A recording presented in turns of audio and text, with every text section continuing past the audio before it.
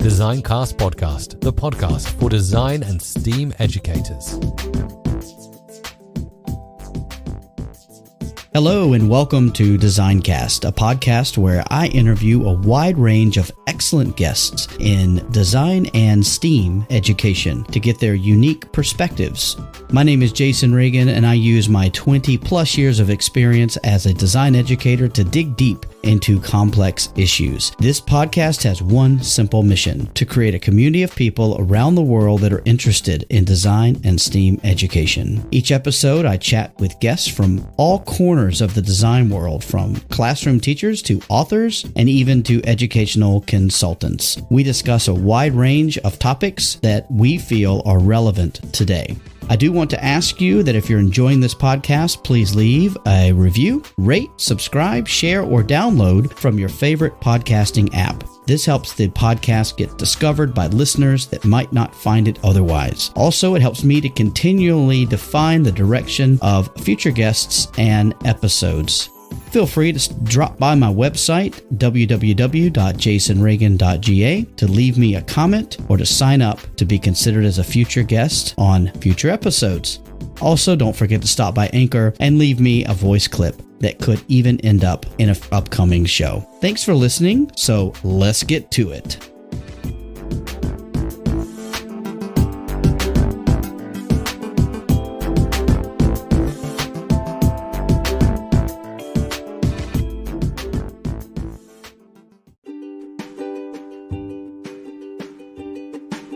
On this episode of Designcast, I had the pleasure of speaking with my old friend and former colleague, Dr. Kevin House. Kevin is the Director of Education at SE21, which is a Dulwich College International initiative.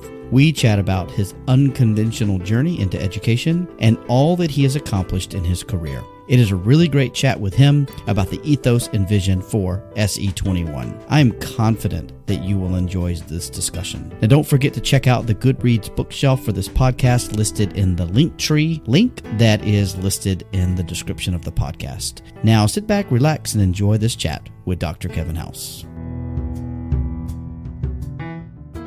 This podcast is a proud member of the Teach Better Podcast Network. Better today, better tomorrow, and the podcast to get you there. Explore more podcasts at www.teachbetterpodcastnetwork.com. Now let's get on to the episode.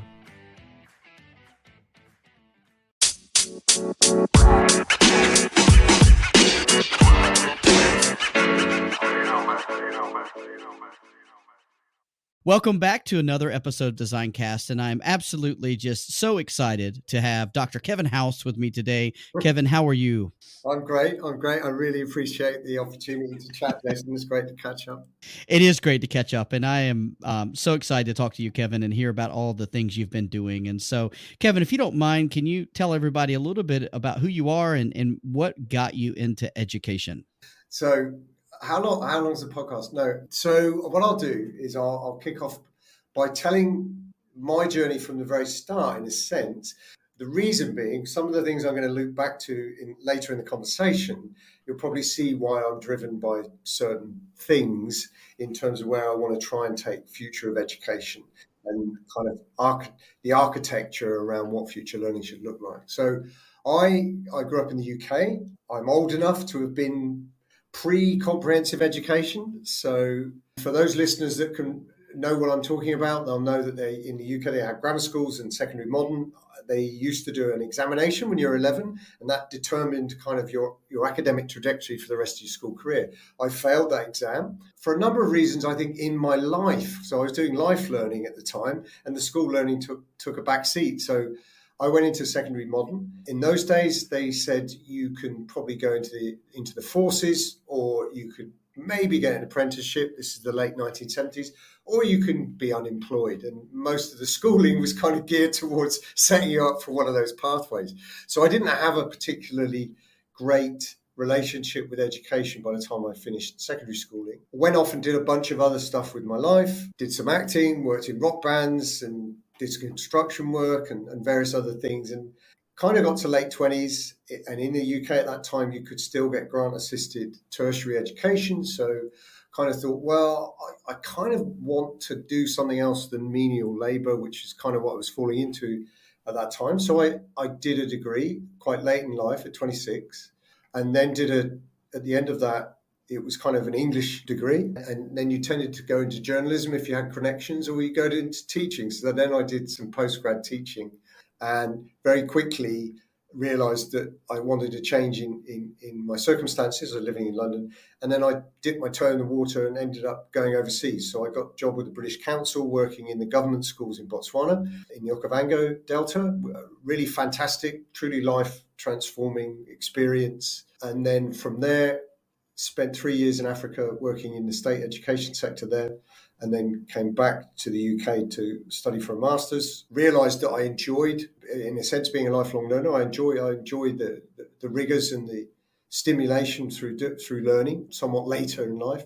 And then went back overseas again, worked in Thailand, worked in Spain, worked in China, which of course where you and I caught up with one another. And then from there came to Singapore. And in that time I worked through that kind of traditional trajectory into educational administration leadership. I was principal here of high school in Singapore, and then I wanted a change in my career and was the regional head of school services for the International Baccalaureate, and then did the transition into IB World Schools and managed the international school portfolio globally. And then 3 years ago, joined Dulwich College International. So that's a group of schools. We have, if you like, a house of brands concept. So we have different types of school. We have Dulwich Colleges, Dulwich High Schools, De Hong International, serving different demographics and different educational provision. And then that's kind of brought me to where I am now. I started an Institute for Learning and Research for Dulwich. And then the last 12 months, I've been working on a specific project, which I'll probably talk to more in a minute. What a journey, man. I'm tired just listening to you talk about all those places you've been to. I didn't realize you'd done all that other stuff before you went into teaching. How has that life experience helped you in your work as an educator? Yeah, so the reason I spelt all of that out is because for those of you that have engaged with, I've forgotten the name now, but the chap out of the US wrote Life Worthy Learning, David Perkins. So David Perkins in his book talks a lot about how do we perpetuate a re-engagement with education for young people. And I think for me, one of the things I realised after 30 years working in education is it is a highly governed, in many respects, hierarchical, for all of our rhetoric around devolved leadership structures. It's a very hierarchical environment, and therefore it's overly bureaucratic. And I think it's created an educational environment where many of the practitioners, and this is not criticism of teachers, it's more a criticism of the system. We often find ourselves going through school, going to university, going to teacher training, going back into school. And if you like, that's a kind of institutional conveyor belt in education. And one of the things that does is it gives many teachers who follow that pathway, an incredibly detailed understanding of academia and the academic life in the broadest sense, but possibly doesn't tap into some of the things that Perkins would call life-worthy learning, which is, if you like, wearing other shoes and being part of different career paths. And I often found that colleagues I worked with in education who came to education later and had done other things first, I found there was a certain level of agility in the way that they looked at things, which perhaps was sometimes not necessarily there with educators who've gone through the trajectory that I just spelled out. And I think for myself, part of what's kept me both a lifelong learner, but also someone who's interested in looking at what's next, but also looking at what we have and seeing what you can use to disrupt the status quo within education. I think a lot of that comes from the fact that I did a number of different things and wore a number of different hats before I went into education. You know, Kevin, this podcast was born out of the need to help design teachers, and it's kind of broadened its reach over the past year or so. But almost everyone I've talked to, design teacher or not, has a very similar path or journey that you've just described. Some people have gone straight into teaching, and then a lot of them have had other lives, so to speak, other careers, which I think helps to ground them, like you were saying, these work experiences, these world experiences. It grounds them so that they have a very different perspective and a bit more I don't even want to call it patience, but a different level of tolerance when it comes to dealing with students and trying to help them, work through different issues or prepare them for the next step and whatnot. And so that's great, man. I love hearing those stories. And I've known you for a very long time, too far for us to even recount at the moment. But we've known each other a long time, but it's really great to hear the part of the story that maybe I'd forgotten or had never heard. So thank you for sharing that with me. I feel very honored that you shared that with me. And so thank you for that. So tell me about the work that you're doing now. You're working at Dulwich College International. Is that what they're calling it? Well, yeah, we're kind of going through a kind of rebranding of the holding company. The holding company traditionally has been Dulwich College International. It has a partnership with Dulwich College London, which is a 400-year-old British private school. And the Dulwich colleges very much emulate that kind of British private school provision, albeit in an international context. So there's a school in Seoul, there's 4 colleges in China, and there's a college in Myanmar, which obviously in the current crises there is actually online at the moment. And then we have a college here in Singapore. And those are largely, in the private education sector, they're kind of premium types of educational provision. They're expensive, they're relatively conservative with a small c, good quality education that leads to an IB diploma as a capstone. In the space of disruption in education, they're certainly not necessarily in that area, but they do innovate and they do in their own quiet way. They do create really interesting learning and experiences for kids. The high schools we have serve the Chinese demographic for kids who've done the Zhongkao and then want to go into an international program. So it's a 4-year program that takes them into an A-level, UK A-level program, and then many of them go off to the UK for university. De Hong International is a bicultural, bilingual Chinese national curriculum up to grade 9 with a really interesting mix of expatriate and local staff, and then they do an international program with the IB diploma as the capstone there. And then I'm working on a new project we call SE21. The S and the E.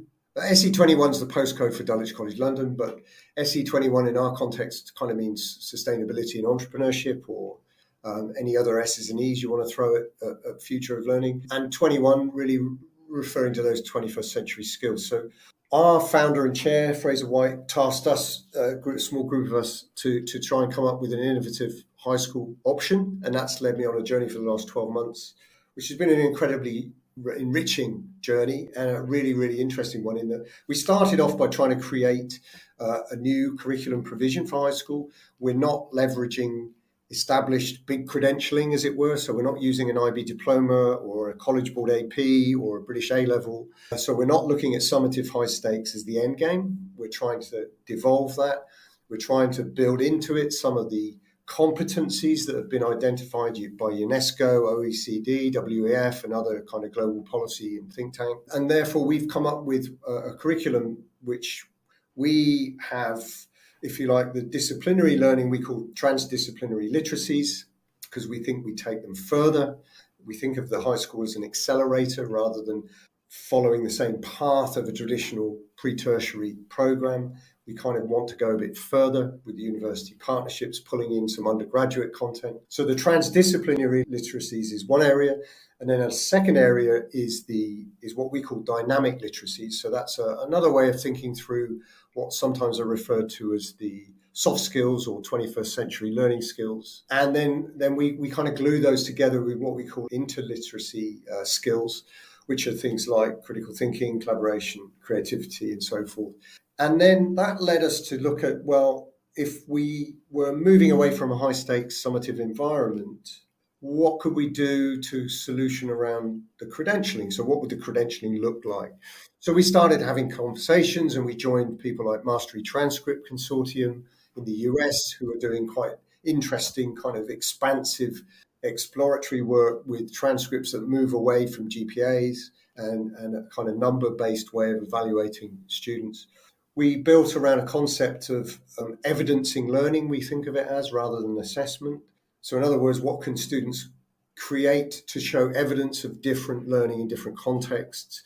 So that inevitably led us to not just MTC, but also looking at micro-credentialing and competency-based education, which is not a particularly new concept in the US particularly. There's a lot of different groups working with concept-based education and micro-credentialing around competencies. Education Design Lab down in Florida, for example, doing some really good work. And then that led us into, well, if we had an MTC transcript environment, but we also had a digital credentialing environment, what would we do in terms of recognition of this? And so we started having conversations with CIS, we started having conversations with NIASC, we started having conversations with some universities in the UK and in the US and in Europe. And that led us to, because our initial solutioning was, what if we could get letters of intent or MOUs with universities to accept our graduates, which we've done. We've landed a few of those. But you're really picking away at the fringes when really what you want is something that can be recognized globally without having to go through a one-to-one conversation with every single university you want your students to have access to. So that's led us to latterly exploring micro-credentialing and digital solutions around utilizing blockchain for things like digital passports, digital wallets. So talking to people like Credly, there's a small company up in Canada called Convergence who've got a thing called Tribe ID, which is really interesting. They're working with Ontario and Nova Scotia Ministries of Education to do something similar in the public education space. But of course, many of these micro-credential companies, they will provide you the platform and the solutioning around badging, but they leave it to you to do the award. Now, of course, for universities, they want to see a stamp of quality assurance around that award and want to know that there's something more than it just being project-based learning, teacher-based assessment. They want something else, which is, of course, ironic because much of that project-based, concept-based inquiry methodology, the universities and the research from universities suggests that there's more authentic learning there. But interestingly enough, as a pre-tertiary qualification, they're not willing to recognize it. So that paradox being as it may, that's led us to having conversations in the last few weeks with people like Cambridge, with Pearson. And what I've been saying to them is, really, you guys, post-pandemic, you're facing a world in which high-stakes summative credentialing might be threatened in some instances, like the UK, for example, phasing out GCSEs. That's a big hit on your business model. But what if in disciplinary learning, you could pivot away from summative high stakes? So if you take a 2-year curriculum, whether it's IB diploma or whether it's GCSEs, if you look at take mathematics and all of the concepts that might be covered in a 2-year maths course, rather than putting all of that into a high-stakes summative exam regime at the end, what if you broke that down into small micro-credentialed competencies based around individual components of the concepts, so algebra, geometry, etc., and then lay over that data accumulation around how you're building on those individual content blocks? Could you not create a model where you could validate micro-credentials which stack and become a certification at a period in time? That then allows for you to still pivot your business model, but still create revenue, but then also for students allows for higher levels of personalization in terms of the learning trajectories and where you want to pick up a credential at what point in your journey in the high school model. And so we're having some initial exploratory conversations, let's say that, around could we take SE21 as a curriculum architecture, but then also create a credentialing ecosystem that's got quality assurance and becomes in and of itself a qualification. If we can maybe achieve some of that or all of it, then we become a disruptor, which I think potentially has got a lot of potential, not just for our own schools, but potentially for other schools to leverage that model. Kevin, there's a lot to unpack there. I got a couple things I want to say. First off, thank you for that. That was a really concise explanation. And I would say, number one, I'm all about personalized learning pathways. So I think that anything we can do, I can envision the stacking that you're talking about. I can envision seeing, okay, these kids knock out the ones they're comfortable with, and then they have more time to work on the ones that they need more help with or whatever.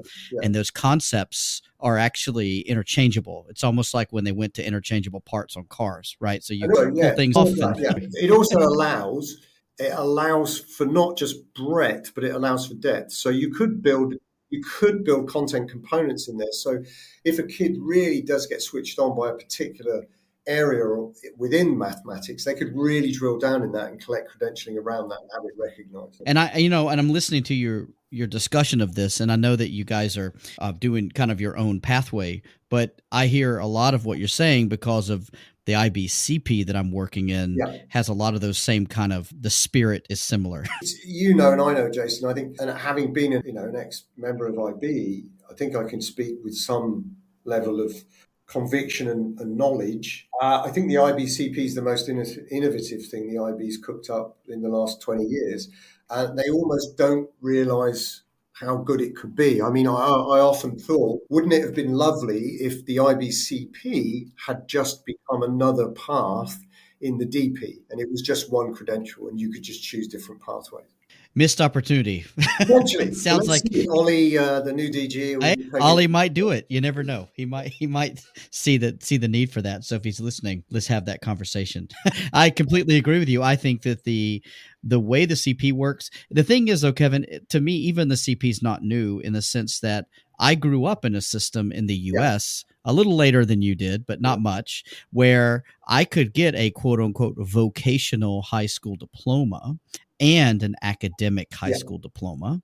And it allowed me, I had enough room in my schedule to do both. I did the minimum I had to for my academic, but the vocational is where I really enjoyed using my hands and doing all these things that were interesting, right? And so I think that we go back to that idea that kids have an option and parents are involved with this personalization of learning. And it shouldn't start at high school. It should start in kindergarten. It should start way down. What if we make, I guess you could say, accommodations for students who have special needs or students who are gifted? Why aren't we also creating personalized learning for the rest of the students, right? So I think that's great, Kevin. What you're doing sounds fun. I'm really energized by listening to all that you've been going through. It shouts out one of the big challenges and one of the big elephants in the room in education, Jason, which is, I think, really in terms of structure, vocational learning has been far ahead of the curve in terms of, because of its focus on application, whereas academia is never really necessarily focused first and foremost on application. It's more around the abstract and the concept. Both are hugely important. But I think what happened with vocational, because it ended up as a non-negotiable front of house, you had to focus on the application. It meant that it created more flexible pathways. Whereas I think the academy, because you were creating students going through a school environment to create academics for the next generation and going through university in that same pathway, it tended to narrow the skills and the applicability of skills. So that's why we're in this state now where, on the one hand, employers are saying many university graduates don't necessarily have the skills we need to get them going as quickly and as efficiently as we could. But we've also created in certain, particularly in Anglo-Saxon culture, I don't think the Germans, the Swiss have ever gone down this path quite so much. And many of the European countries, I'd say the Dutch as well. But we in the Anglo-Saxon world have created this two-tier system where academic credentialing is viewed as a higher class of credential as opposed to vocational training. And of course, oftentimes, whenever you have the conversation about IB diploma and IBCP, you get that jaundiced perspective around, one's vocational and one's academic. Whereas, of course, it's about learning, and the learning far more in a really well-established and developed IBCP. It's just as intellectually challenging as an IB diploma. And it's actually got the breadth that maybe many of the diplomas, in the way that they play out in some of the more conservative environments, doesn't have. And I think that's the elephant in the room. The vocational and the academic, they should not be seen as different. And as I said, in many European countries, they've often had Germany, for example, if you're a doctor or an engineer, you're not somehow seen as different, one being better than the other within the social fabric. So the social engineering bit is also something that interests me a lot around what kind of learning environments we create. Agreed, Kevin. Yeah, I think that you and I are on the same wavelength when it comes to this completely. So when we get back to SE21, what kind of student do you envision sort of taking part in this, at least in the beginning, in the early stages? What kind of student do you think you would attract? Yeah, that's a good question. We've created, I think, 4 profiles in some of the university recognition packs that we created to try and give a taste of what we see these graduates becoming. And I guess it's by and large, it's dictated really by, and I know educators don't like talking about it in these terms, but we are in private education, and I don't really have a problem with saying customer base, but fundamentally the parents who are paying the fees, really, they still want tertiary open as a pathway. Right. So even though we might be saying the educational experience that they would be having through SE21 might mean the students themselves get to the end of it and go, you know what, I don't know that I want to go to university. I might just go and look for some venture capital and start something that I've already played with in SE21, and I want to see where I can go with it. And of course, having graduates that want to do that is fantastic, but we're not under any illusions that by and large, I think a lion's share of our kids will probably still go into tertiary. However, we do think they might challenge the tertiary status quo in that they want to select tertiary courses that have a very similar look and feel to an SE21 experience. So therefore, if you think about Waterloo in Canada, or Olin College and maybe Northeastern in the US, where they've got very strong internship programs and kind of also, interestingly, costing models where you can offset some of the ridiculous costs around tertiary by doing internships and getting leverage and maybe scholarships and earn a wage like some of the ones in Waterloo. And looking at some of those opportunities. So, yeah, it's still largely tertiary, I think. But as I said, we want to pull in some of the undergraduate content because obviously, I think because we're getting rid of summative, and I think really, I would say, if you look at a 4-year summative, a high school program that's geared towards doing APs or IB diploma, you spend a lot of your curriculum time, or I think too much of your curriculum time, actually teaching the kids how to take the tests. Now, if you remove a lot of that, you now, I would say, create maybe another 10 or 15% of curriculum time where you could be pulling in more content and skills development. And therefore, a bit like the American system where you have dual enrollment, bringing in some of that undergraduate content and skills development into a high school environment. Because I think our schools, we're looking at having an admissions environment which really is not about academic performance. So we're looking at different data points in the admissions process, from running kind of road test boot camps to psychometric and cognitive reflective evaluations to interviews with the students, not as a selection process for us, but more as a selection process for students to say, do you feel that what we're offering would give you the opportunity to thrive as a student? Because we don't want you to come and join us if you feel it's something that's going to challenge you in terms of the amount of autonomy and agency that you would have as a learner. Because, it's horses for courses. I think some students like the security of having a set 9 to 4 timetable, and they know where they're going, lesson 1, lesson 2, lesson 3, lesson 4. And our approach would probably break that up a fair bit.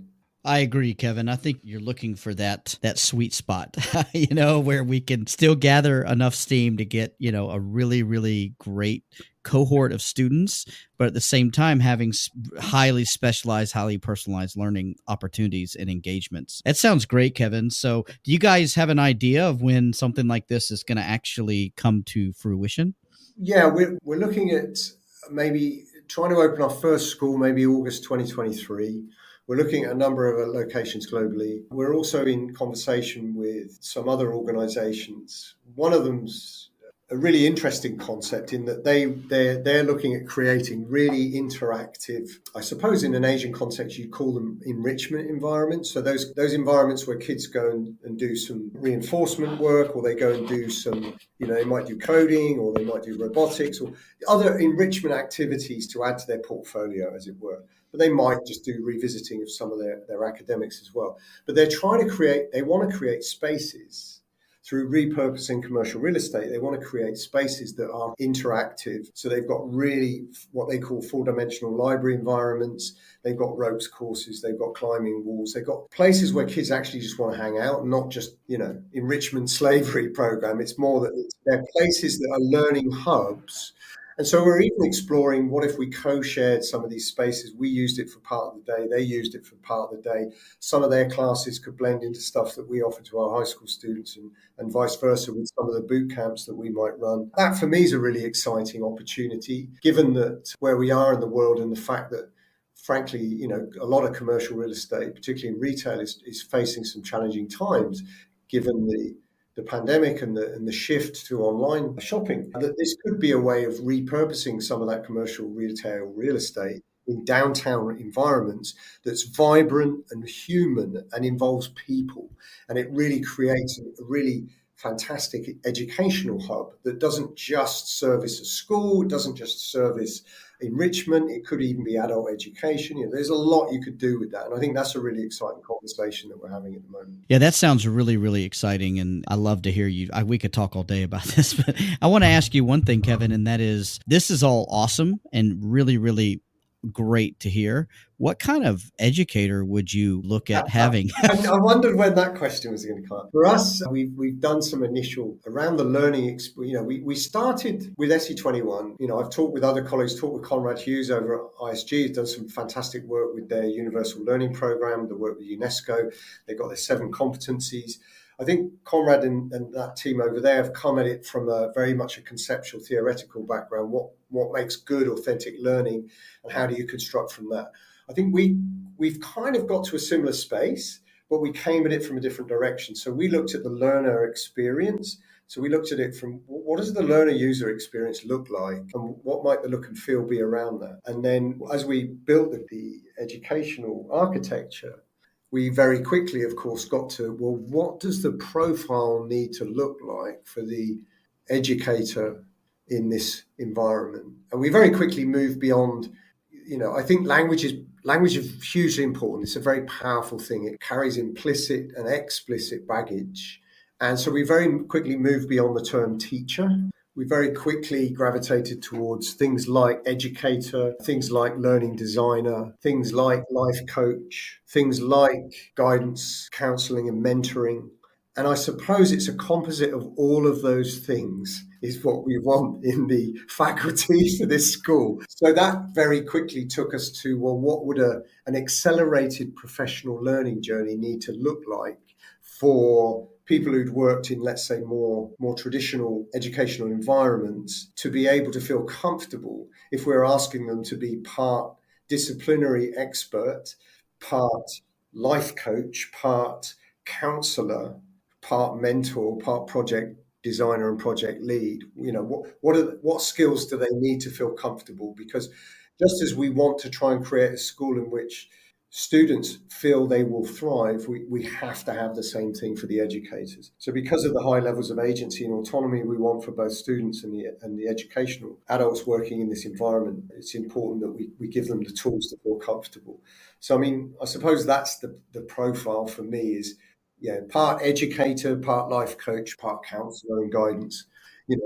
It sounds like this person we described at the beginning, someone who's come to education maybe later in the game, who's got some life experience, maybe some experience in social entrepreneurship or journeyman or mentoring type experience. It's definitely that, Jason. It's probably both. It's probably people who are, dyed-in-the-wool educators. They've been through the institution and they know they've got a lot to give and expertise within the academic sphere. And they want to do other things as well. Just as people in industry who feel they want to pivot and look into education and they've got a lot of skills.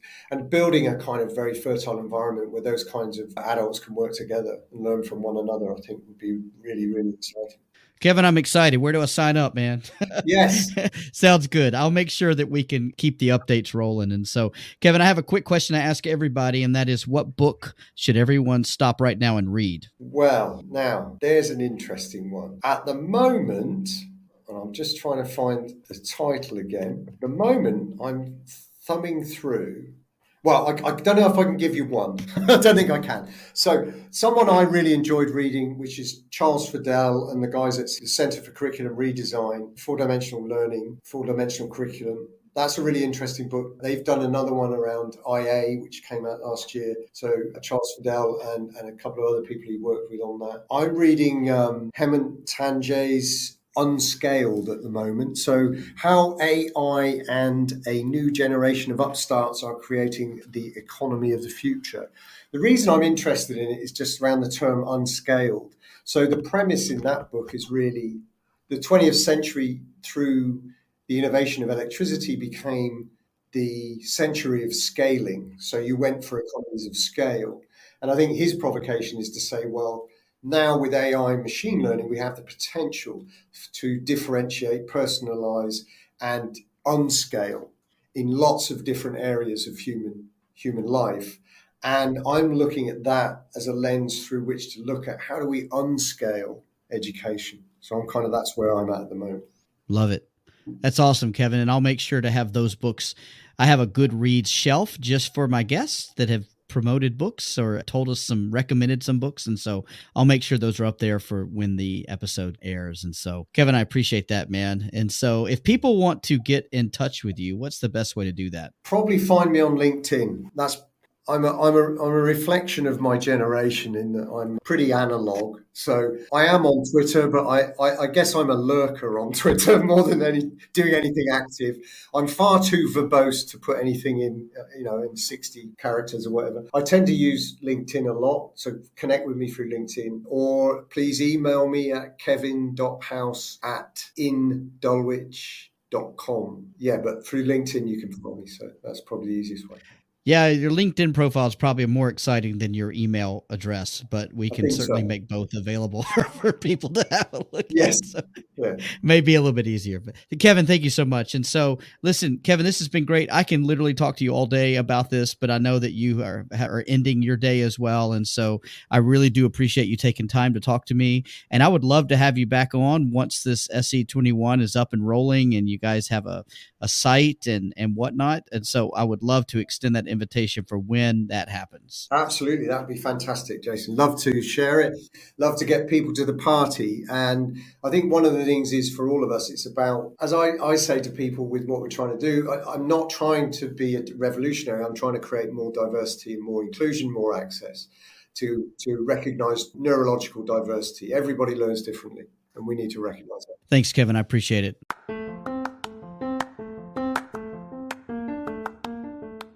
I hope you enjoyed that episode of Designcast. I'm Jason, your host, and I produced and created this podcast. If you have any input, I would love to hear from you, and I look forward to seeing you again really soon.